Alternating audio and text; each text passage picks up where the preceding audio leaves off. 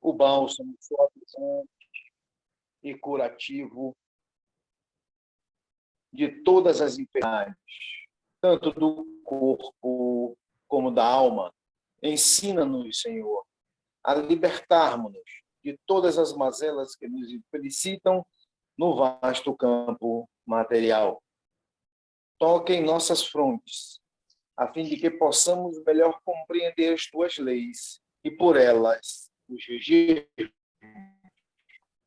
Ilumina as nossas inteligências, as nossas consciências e as nossas razões, para que possamos caminhar sem tropeços nem quedas no caminho que leva à tua eterna e absoluta majestade. Ensina-nos a conhecer as leis, Senhor, para que possamos equilibrarmos na grande concha da tua justiça eterna e absoluta. Tira de nossos pensamentos e de nossos corações, com o teu absoluto poder, todos os sentimentos de ódio, de orgulho, de vaidade, de inveja, de egoísmo e de vingança, e enche-o, Senhor, de toda bondade, justiça e amor.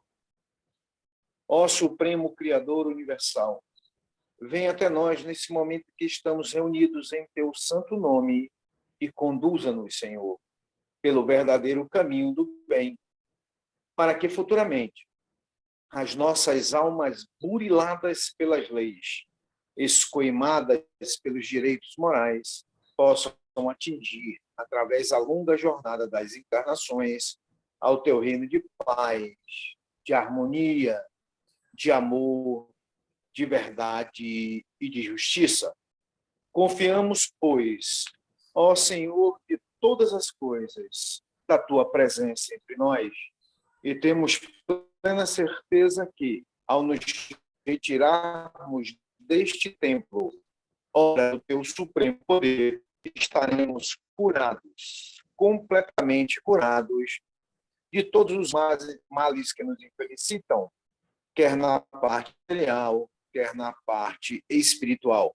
E como confiamos na tua presença entre nós, Senhor, a ti agradecemos, com os corações limpos e os pensamentos puros, a graça que nos concedeste. Pedimos, pois, mais uma vez, a ti, ó Senhor, que nos conduzas ao teu soberano reino de sabedoria, de força e de amor, onde impera a sublime e eterna perfeição. Que assim seja.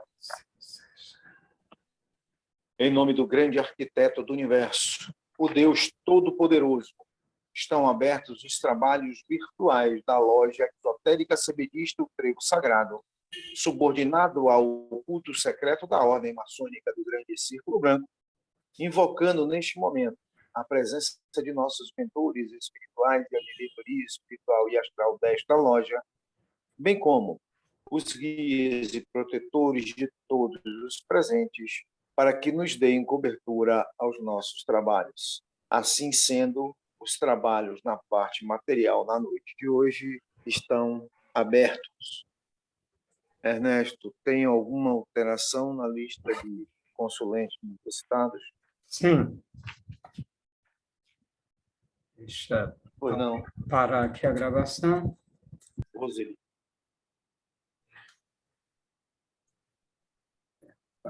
Dando prosseguimento nesta reunião de 21 de outubro de 2022, vamos passar a palavra para a Roseli Pisani Vilas para nos falar sobre os símbolos, suas aplicações, para nos trazer esse rico acervo que é a simbologia. Roseli, quando você quiser, pode fazer a partilha da tela, compartilhamento. Certo. Eu vou pedir que o senhor, por favor, me coloque novamente, porque teve a queda na conexão. Aí eu acho que eu saí de administradora. Já está de novo. Quero iniciar agradecendo à diretoria material e espiritual do Trevo Sagrado por essa oportunidade de estar mais uma vez contribuindo com a obra da casa, podendo trazer determinados assuntos para a nossa reflexão. E hoje eu trago os símbolos, suas representações e aplicações, porque nós nos vemos constantemente cercados de símbolos, seja na natureza ou no nosso cotidiano. E muitas vezes não nos damos conta da significado da sua representação. Agora, o que realmente vem a ser símbolo? Qual a diferença dele de símbolo para signos, por exemplo? O que seria efetivamente cada um desses conceitos, assim como também arquétipos? Será que são sinônimos, símbolos, signos, arquétipos? Na verdade, eles têm uma diferença. Os símbolos, ele vem ter origem de uma palavra grega que, traduzindo, significa agregar.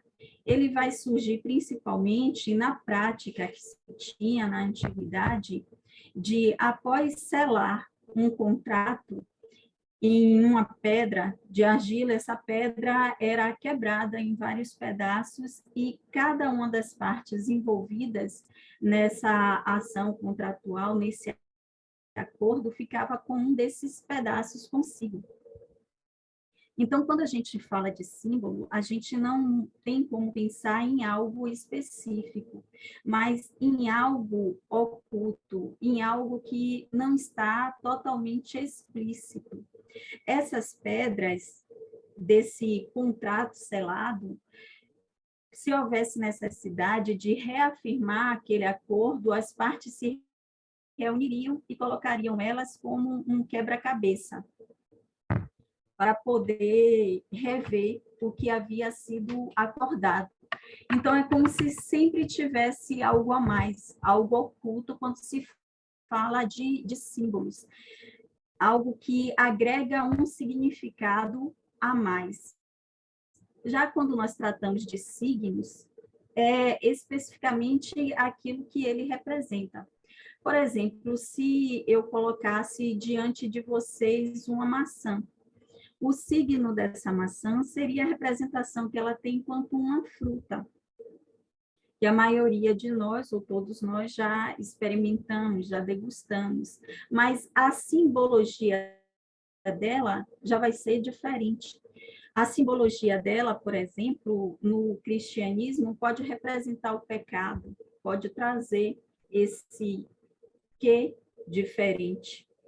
E aí nós temos também a questão dos arquétipos, que a gente vai ver um pouquinho mais lá na frente. O que eu quero trazer com essa conversa aqui hoje é exatamente a questão desses símbolos e o uso no nosso cotidiano. Às vezes, a gente utiliza, e também nós somos bombardeados de símbolos que nós não temos consciência efetiva da sua representatividade. Nós temos que compreender que esses símbolos, eles são diversos, eles são utilizados nas religiões, eles são utilizados pela ciência. Por exemplo, os números, eles são símbolos. Toda a configuração da internet, do computador, que é a configuração binária, é através do numeral 1 e 0. Os símbolos de trânsito, as representações do ar, da água, da terra, os símbolos dos zodíacos, que muitas pessoas sempre consultam o seu próprio horóscopo. Então, nós vivemos cercados desses símbolos. E alguns símbolos, inclusive, são utilizados para chamar a nossa atenção de forma, inclusive, inconsciente. Por exemplo, através das propagandas ou de logotipos, de logomarcas, são utilizados símbolos com um objetivo específico de avaliar ali a possibilidade de chamar a nossa atenção ou de nos induzir a consumir determinado produto. Por exemplo, um símbolo muito comum, que principalmente adolescentes e crianças, quando veem, sente o desejo de consumir aquele produto, seria o símbolo do McDonald's. Aquele M, na verdade, é o símbolo alquímico do fogo. A cor vermelha em si é uma cor que ela diz que é para você prestar atenção urgente, porque tem uma urgência em você olhar. É uma cor que traz uma atividade diferenciada. O amarelo já chama para que você pare, que você analise, e desperta também a fome. Então, induz você a desejar e a consumir o vermelho, principalmente. Se vocês observarem, vários produtos usam esse vermelho para chamar a sua atenção. Outra questão das representatividades em relação a estereótipos, que simbolizam determinadas situações ou determinadas categorias de pessoas. Não sei se vocês já perceberam, mas a bruxa, por exemplo, ela sempre foi, principalmente na minha infância, simbolizada, representada por uma idosa. E aí, isso aí vai modificar. Quando é que isso modifica? Quando é que a figura do idoso ela passa a ter um outro simbolismo na nossa sociedade, comercialmente falando? Isso vai acontecer quando se percebe que o poder aquisitivo do idoso ele é elevado e possibilita que ele consuma. Então, aí nós vamos ver os idosos sendo representados, principalmente as mulheres, como descolado, como estando na melhor idade, e assim sucessivamente. Isso quer dizer também que um símbolo ele pode ser modificado, ele pode ser ressignificado. E nós vamos ver também alguns outros exemplos nesse sentido. Mas o objetivo principal é que, a partir de agora, cada vez mais fiquemos mais atentos a esses símbolos que nos circundam, para não sermos induzidos de forma inconsciente. Dentro do meio espiritualista, sempre se fala que, a partir do momento que a gente vai buscando e despertando a consciência, a gente começa a ver cada vez mais simbologia, ligação e conexão em tudo e todos os lugares que nós olhamos. E é basicamente isso. E aí vem a questão dos arquétipos de Jung. Jung, ele passou a pesquisar, na verdade, os mitos, e ele percebeu que o inconsciente coletivo passava a produzir uma representação de algumas figuras, e ele vai decodificar algumas delas. Eu trouxe apenas 3 aqui, que é aquela que nós temos um maior contato e, no momento, um maior interesse de fazer essa abordagem. Então, esses arquétipos, como ele chama, não chega a ser basicamente símbolos, mas sim representações simbólicas, criadas por esse inconsciente coletivo, como, por exemplo, eu, que é a busca pela individualização, a busca pelo seu crescimento, pelo seu despertar mental, espiritual. Temos também a sombra. Essa sombra seria os desejos que são considerados impróprios, que são considerados proibidos. E aí ele vai ser sempre armazenado lá no inconsciente. Então, ele denomina esses desejos, esses anseios de sombra. E aí vem a figura da mãe, o arquétipo da mãe. Esse arquétipo da mãe, que também passa a ser pontuado por outros psicanalistas, como, por exemplo, Ana Quiroga e Pichon Rivière, como sendo a matriz, ele vai ser diverso nesse sentido, ele não vai ser único. A configuração dessa mãe pode ser uma configuração acolhedora, uma configuração de uma mãe protetora, pode ser também de uma mãe abusiva, de uma mãe tóxica, ou de uma mãe que prende, que não permite que o eu se desenvolva. E essa mãe ou essa matriz, ela vai estar influenciando na vida daquele indivíduo. Então, quando nós começamos a pesquisar símbolos, simbologia, signos, nós vamos nos deparando com várias denominações, com várias especificações. E nós percebemos que, às vezes, tem símbolos similares que têm uma conotação completamente diferente de representação, seja dentro de uma mesma sociedade ou para sociedades diferentes. Peço que vocês analisem cada uma dessas fotos aí e tentem associar com o que representa cada um desses símbolos aí, dentro do imaginário de vocês. A primeira vez que eu vi esse símbolo maior, com esses homens, com essa vestimenta branca, eu associei a um grupo racista que, durante a década de 60, 70, teve um crescimento exponencial, principalmente na América do Norte. Mas, no entanto, apesar da indumentária lembrar, aí não se trata de membros desse grupo. Aí, na verdade, é uma organização religiosa lá da Espanha que está fazendo um desfile durante a Páscoa. Eles têm a denominação de nazarenos. E observe como existe uma similaridade na vestimenta, mas o significado em si é completamente.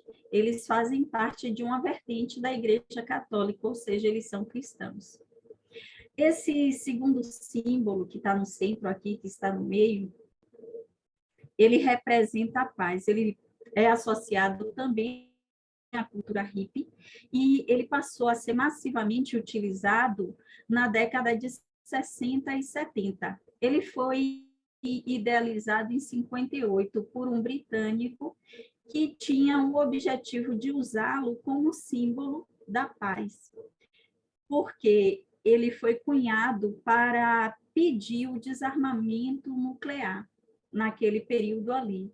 E algumas pessoas conseguem identificar nele o D de desarmamento e o N nuclear. Contudo, esse símbolo, ele passou a ter uma outra conotação. Conotação essa, inclusive, que eu descobri de uma forma interessante, uma reunião familiar. Eu tenho um irmão que ele é pastor, e eu estava com a camisa que tinha esse símbolo. E aí, na frente de todo mundo, ele perguntou se eu, a partir desse momento, tinha resolvido me assumir como um satanista, como adepta do satanismo, porque eu estava usando uma camisa que tinha um símbolo satânico. Eu não entendi, porque para mim a representação desse símbolo é a paz. Ele não, isso é uma cruz quebrada, virada de cabeça para baixo, que representa, na verdade, o aprisionamento do que foi o sacrifício de Jesus para a humanidade. Eu fiz isso na sua concepção e na sua representação simbólica, mas para mim não representa isso. E aí, qual é a importância dessa questão dessa representação simbólica? É exatamente a questão daquilo que a gente chama de egrégora. Quando um símbolo é utilizado com aquela intenção, com aquele objetivo, ele termina plasmando essa intenção, esse objetivo, e potencializa. E quanto mais pessoas utilizam esse símbolo com um propósito, mais efeito ele vai fazer nesse processo da formação dessa egrégora. Esse último símbolo é um símbolo de uma Vênus. E aí entra a questão da simbologia da beleza. O que hoje é considerado beleza não se encaixa nessa estrutura aqui. É completamente diferente. O belo, principalmente para a sociedade ocidental, é simbolizado pelo que foi cunhado como a arte grega romana, a arte clássica grega romana, que são aqueles músculos definidos, aquele corpo magro, desenhado, esculpido. Contudo, esse aqui, que não é tido como algo belo, efetivamente, ele tem uma representatividade muito maior, inclusive uma representatividade voltada para a questão da divindade feminina, porque essa figura, apesar da sua forma não ser considerada bela, ela representa a essência feminina, a essência da fertilidade feminina. Os seios fartos e o abdômen dilatado têm especificamente esse objetivo, de simbolizar essa feminilidade. E agora vamos falar um pouco mais de alguns símbolos específicos que temos contato e que algumas vezes acreditamos que tem um único significado, mas na verdade nós vamos perceber que existe um múltiplo significado por trás desse símbolo. Por exemplo, a cruz. A cruz geralmente é atribuída ao cristianismo. No entanto, esse símbolo aí, ele é muito mais antigo do que podemos imaginar. No livro Lemúria e Atlântida, Continentes Desaparecidos, os autores chamam a atenção para esse símbolo como sendo remoto desses continentes. De tão antigo que ele era, ele aí remota essas civilizações. E esse é um símbolo que foi encontrado em todos os cantos do mundo, mesmo antes da existência do Cristo aqui na Terra. Símbolos como esse foram encontrados no Egito, foram encontrados na Mesopotâmia, na América Central, na Grécia e assim sucessivamente. Esse símbolo, ele tem uma variedade de representações. Por exemplo, algumas civilizações utilizavam ele para representar o feminino e o masculino. A linha vertical seria o masculino, a horizontal, o feminino. Seria também a representação do todo, da integração desse todo, principalmente no ser humano. E aí entra o cristianismo e adota esse símbolo. Será que foi coincidência ou de forma aleatória? Ou foi exatamente pensado pela antiguidade e pelo poder que já se residia, que já existia, na verdade, nesse símbolo? Inclusive, a cruz romana que era utilizada, que é o que chama de cruz, na época era chamada, na verdade, de estaca, que era uma adaptação da crucificação assírica, que os romanos fazem como um mecanismo de tortura, que era, na verdade, uma estaca onde a pessoa era pregada com os braços para cima. Então, era um pouco diferente dessa figura que nós estamos acostumados. Mas essa cruz atual do cristianismo, o que ela simbolizaria efetivamente? Ela simboliza, na verdade, a morte e a ressurreição do Cristo e a vitória do Espírito sobre todas as dificuldades, todos os desafios aqui na matéria. E aí vem um outro símbolo também, que inclusive para nós aqui no Ocidente passou a adquirir uma conotação extremamente negativa e que é proibido a sua utilização, porque se você usar, você vai ser associado ao nazismo, automaticamente. Então, qual a origem desse símbolo? Esse símbolo também é um símbolo extremamente antigo. Esse símbolo é usado ainda amplamente no Oriente, principalmente na Índia, na China. E a origem dele é o casamento de duas runas, que seria essa runa aqui que vocês estão vendo. O nome dessa runa é Souilo. Quando você casa duas runas dessa, você monta um disco solar. Essa runa é considerada a runa da vitória. Ela possui uma força extrema. Então, também não foi aleatoriamente que os nazistas e também várias outras vertentes, tanto religiosas como não religiosas, decidiram adotar esse símbolo como sendo um emblema. E aqui vocês veem uma variação grande desse mesmo símbolo. Vocês vão perceber que alguns, eles possuem a direção invertida. Inclusive, diz que o nazismo ele não conseguiu um crescimento, o crescimento ele teve, mas a sua vitória efetiva sobre aqueles que eles consideravam inimigo, exatamente porque não montaram o disco no sentido correto. O hinduísmo, inclusive, até hoje utiliza muito esse símbolo.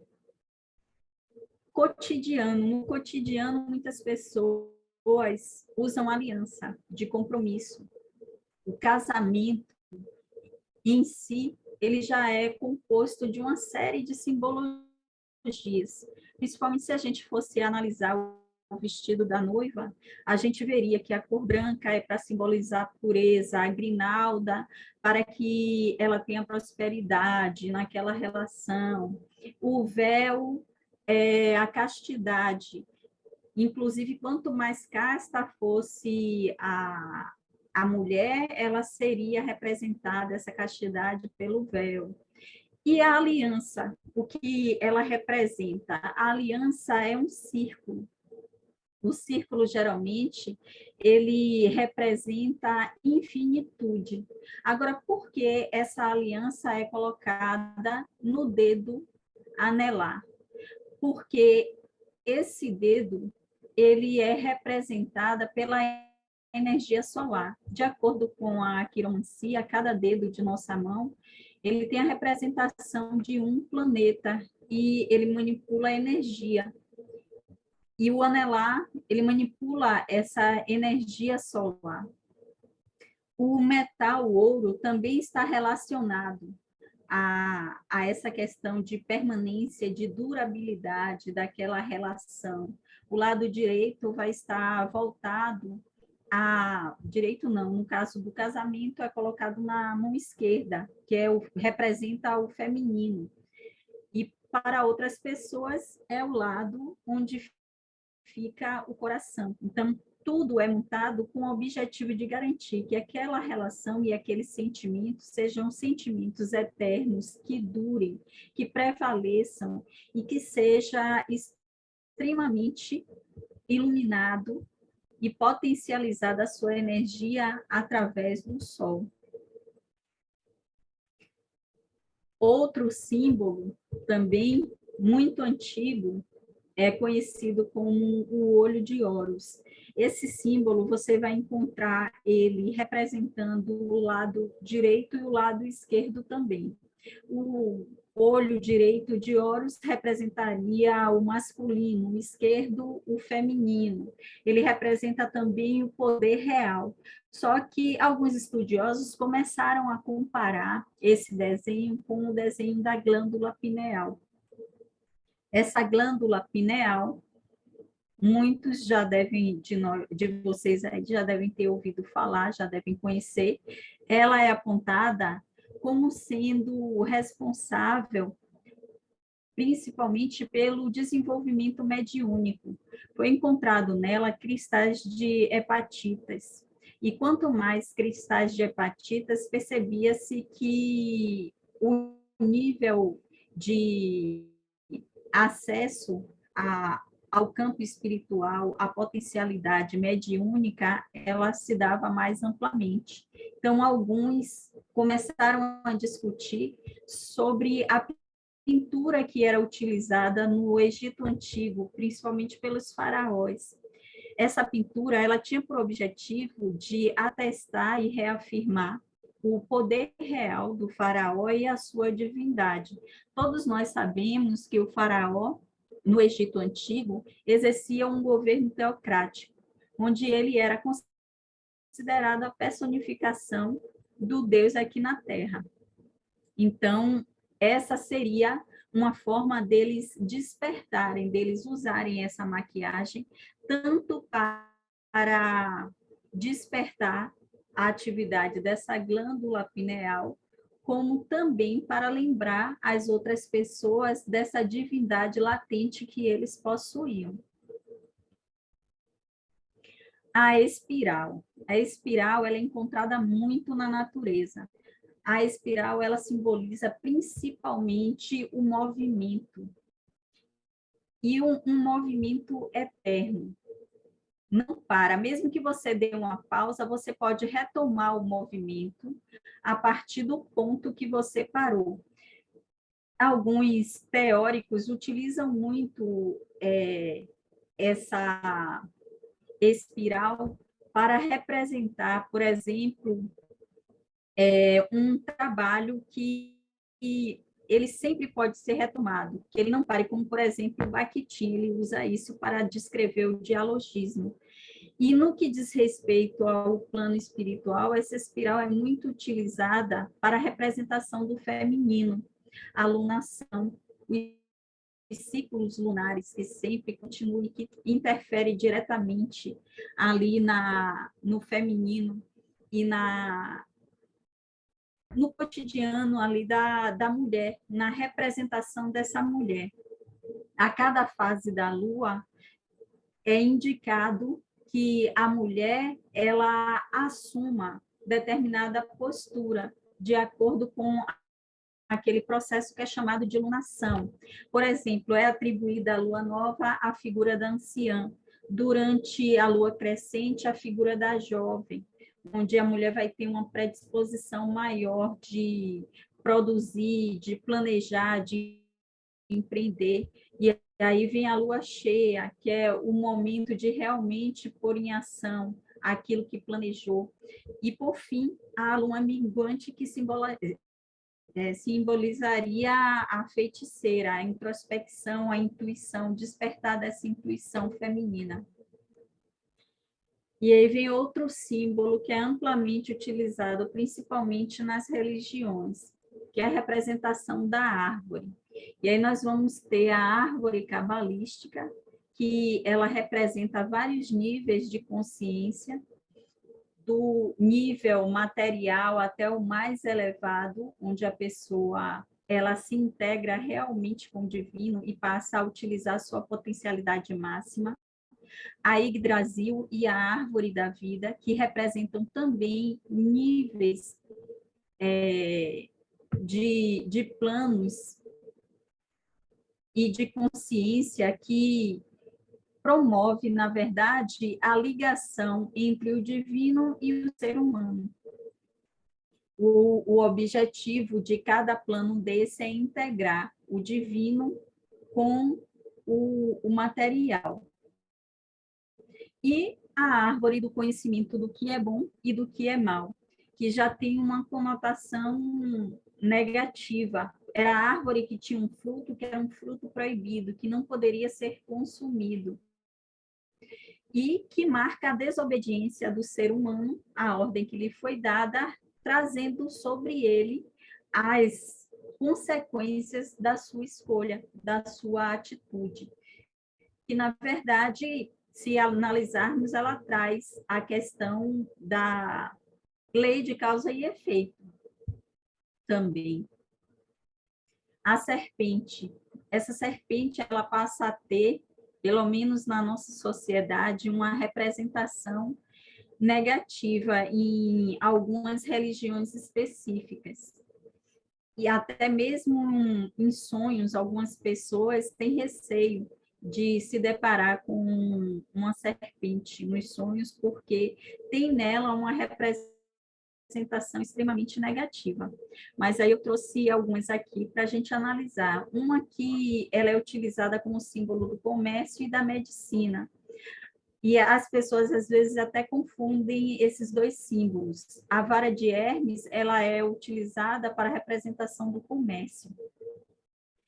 E a vara de Asclépio para a representação da medicina. Então, percebam que tem uma diferença do comércio, elas vão se cruzar, como acontece com a Kundalini, e o objetivo é formar uma espiral além do número 8, sempre infinito. E a questão da comunicação, que é necessária no negociar, no comércio.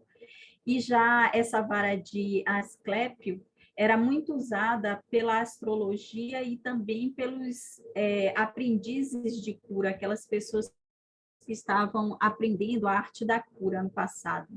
O Ouroboros, que é o universo e a sua infinitude, a representação negativa que a serpente ela passa a ter na nossa sociedade através do Éden, onde é essa serpente que vai seduzir e induzir o ser humano a se voltar contra o Criador. E a serpente para os egípcios na antiguidade, que na verdade configurava sabedoria, proteção,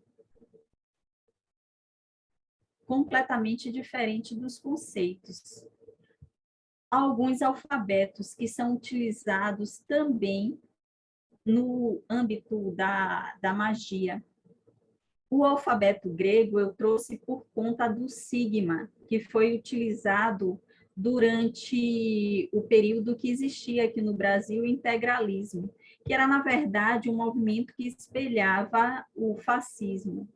E aí eles adotaram o sigma como esse símbolo similar à suástica. O objetivo deles era esse, era espelhar o futarque, que na verdade são todas as letras que rúnicas. Cada uma dessas letras ela vai ter uma representação de uma divindade. Cada uma vai se manifestar no plano espiritual sob a proteção. Todo esse alfabeto foi entregue a Odin após um sacrifício que ele fez, como um presente para ele e, consequentemente, para a humanidade. E aqui o Ogan, que também era um alfabeto celta. As runas eram utilizadas amplamente pelo povo nórdico, que incluía também os celtas. E, por fim, os oráculos. Os oráculos, eles carregam, eles não são apenas símbolos, eles são carregados de símbolos. E eles têm por objetivo estabelecer um link entre os seres humanos e as divindades. Eles são utilizados, na verdade, como uma forma de estabelecer um diálogo entre o campo espiritual e o campo material.